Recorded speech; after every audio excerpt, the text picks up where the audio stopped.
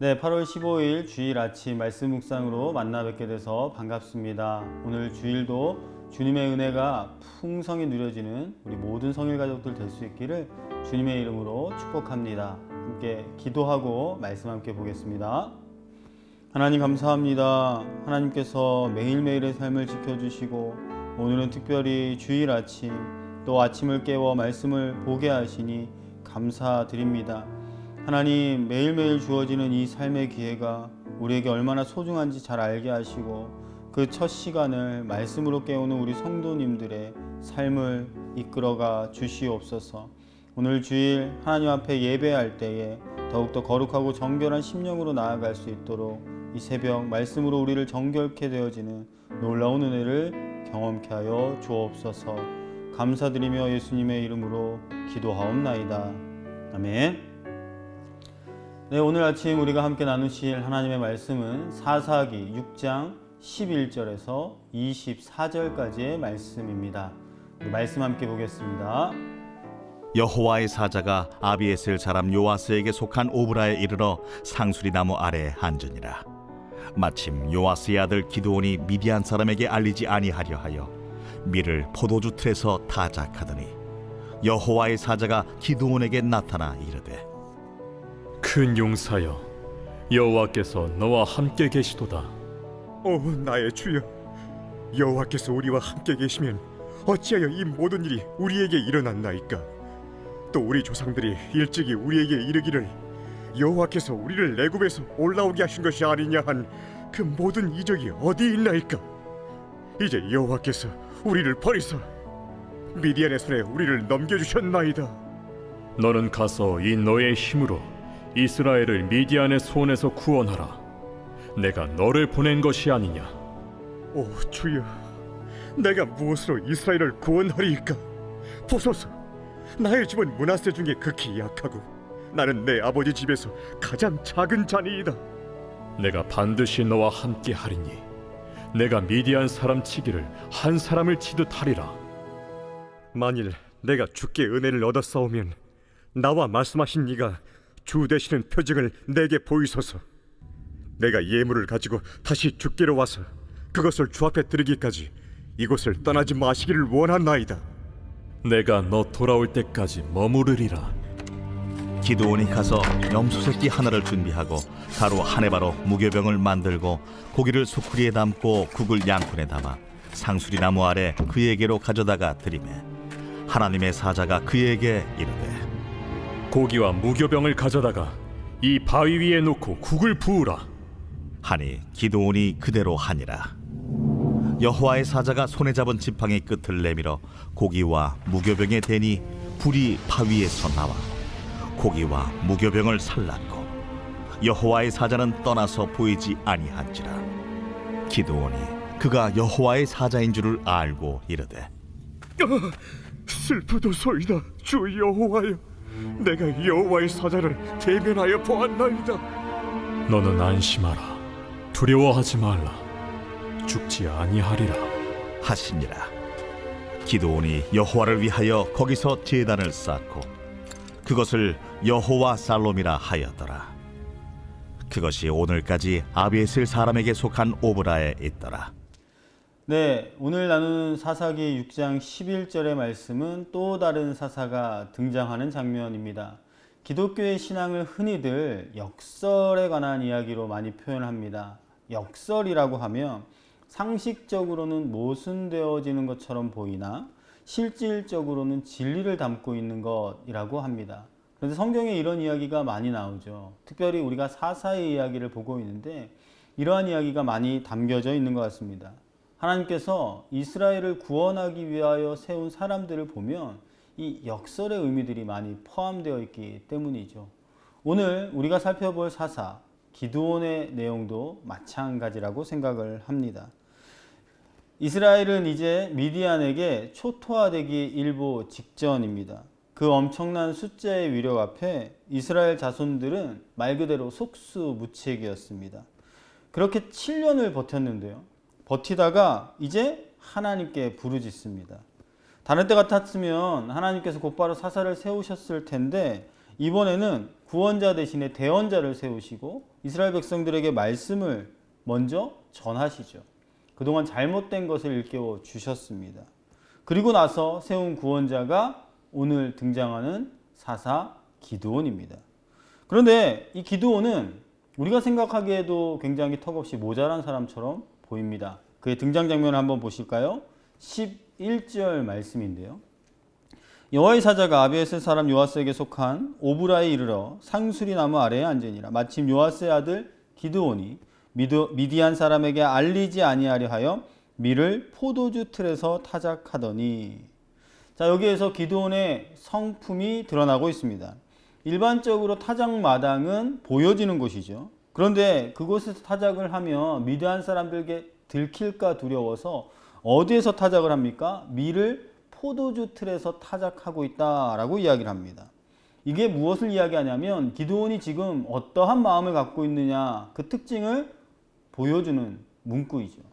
어떻습니까? 소심한 겁니다. 그런데 이런 소심한 기드온에게 하나님의 사자가 나타납니다. 그리고 이렇게 이야기하시죠. 12절의 말씀입니다. 여호와의 사자가 기드온에게 나타나 이르되 큰 용사여 여호와께서 너와 함께 계시도다 하매. 미디안 사람들에게 발각될까 봐 조심스럽게 밀을 포도주 틀에서 타작하고 있는 기드온에게 나타나 하나님의 사자가 무엇라고 말씀하신다고요?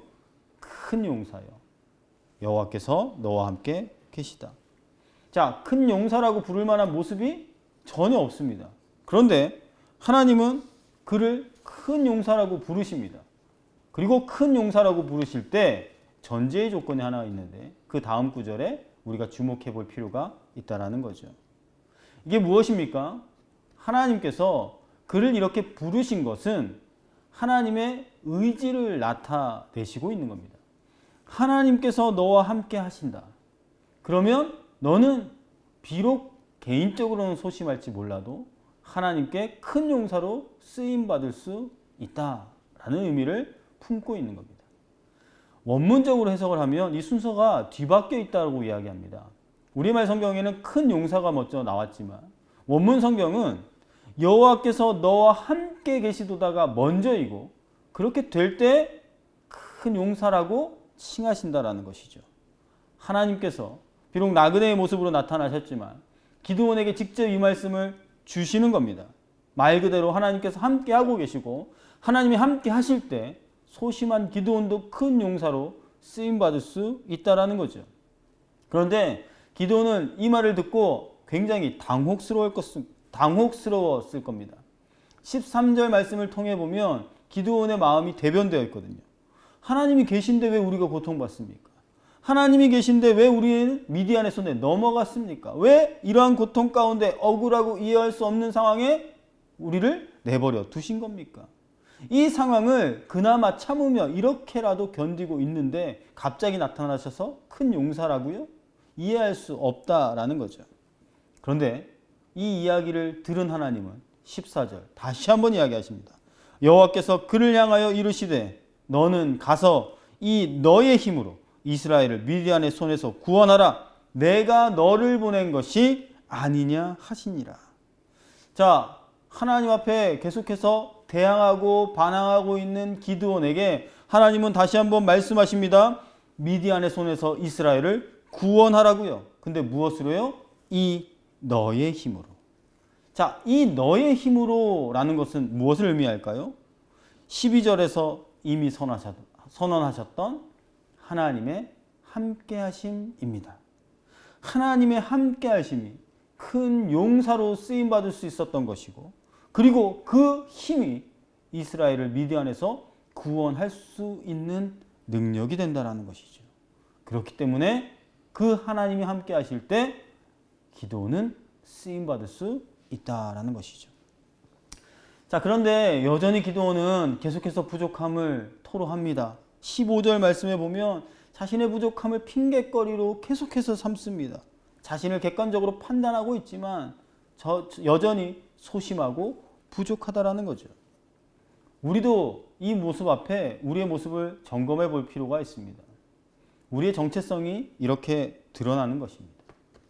여러분, 사실 우리도 그렇습니다. 내가 생각하는 나만 바라보면 기도원과 별반 다를 바가 없습니다. 그런데 오늘 하나님이 말씀으로 다시 한번 우리의 정체성을 바라볼 땐 우리는 확연히 달라질 수 있습니다. 내가 생각하는 나와 내가 바라보는 나가 아니라 하나님의 관계 속에서 이 나를 생각하면 완전히 달라지는 거죠. 하나님께서 말씀하셨던 이 너의 힘은 바로 하나님과의 관계 속에서 세워진 나의 정체성으로부터 흘러나오는 힘과 같은 것입니다. 자, 이러한 거듭되는 반론에 하나님께서는 16절 다시 한번 확실하게 말씀하시죠. 여호와께서 그에게 이르시되 내가 반드시 너와 함께 하리니 내가 미디안 사람 치기를 한 사람을 치듯 하리라 하시니라.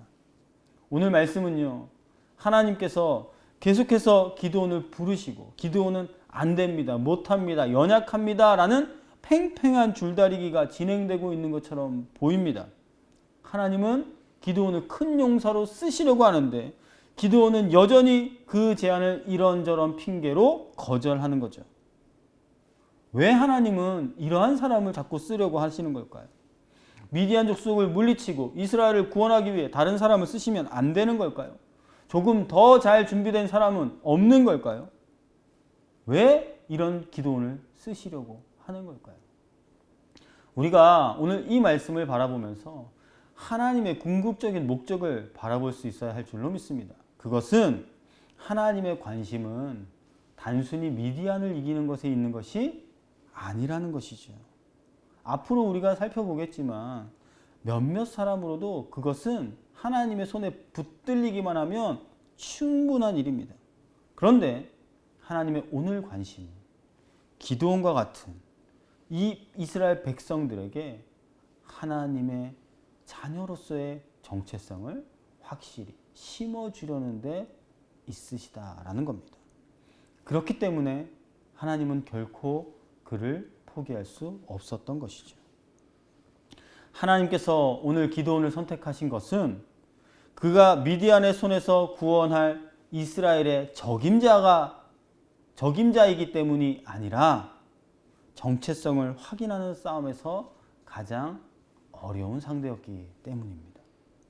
소심한 기드온도 큰 용사로 불러 세우실 수 있다면 다른 사람들은 식은 죽 먹기죠. 그래서 하나님은 포기하지 않으시고 이 기드온을 계속 붙들고 계시며 다시금 하나님의 백성으로 세우기를 원하신다라는 것입니다. 그렇습니다. 우리는 여전히 보이지 않지만 하나님께서 우리와 함께 하십니다. 성경은 그렇게 증거하고 있고 오늘 우리가 살아가고 있는 지금 이 순간에서도 하나님은 우리와 함께 계십니다. 그러니 하나님께서는 우리를 놓지 않으시는 거죠. 우리에게 계속 정체성을 물어오시는데 오늘 우리는 무엇이라고 대답하고 있습니까? 우리도 여전히 환경을 탓하고 조건을 핑계 삼으면서 이 정체성의 싸움에서 비껴가려고 하지는 않습니까?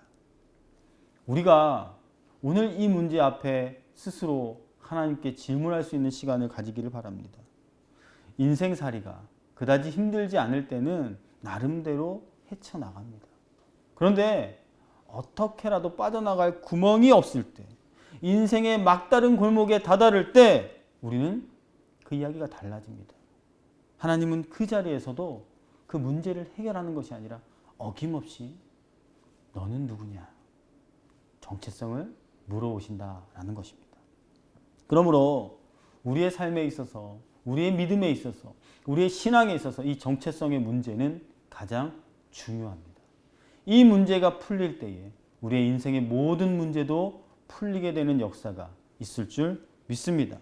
그러므로 오늘도 우리가 다시 한번 하나님의 말씀 앞에 나를 비춰볼 때 다른 것으로 핑계 삼지 않고 나는 과연 하나님 앞에 바른 정체성으로 하나님의 자녀다운 사람으로 오늘도 믿음의 삶을 살기로 결단하고 있는가? 우리의 삶을 압박해오는 미디안과 같은 놀라운 대적의 무리 앞에서도 나는 하나님의 사람으로 바르게 설 수 있는가? 그 정체성을 확인할 수 있는 절호의 기회라는 걸 놓치지 않으시길 바라겠습니다. 하나님 안에서 우리의 정체성이 분명해지면 하나님께서는 우리를 기드온과 같이 큰 용사로 분명히 사용해 주실 것입니다. 우리 사랑하는 성일교회 성도 모든 여러분들이 이러한 은혜가 있기를 소망합니다. 지난날의 소심함을 모두 청산하고 하나님의 큰 용사로 세워지는 놀라운 역사를 경험할 수 있기를 이 아침 주님의 이름으로 간절히 축복합니다. 기도하겠습니다. 하나님 감사합니다. 오늘도 우리가 하나님의 말씀을 대할 때 나는 과연 누구인가?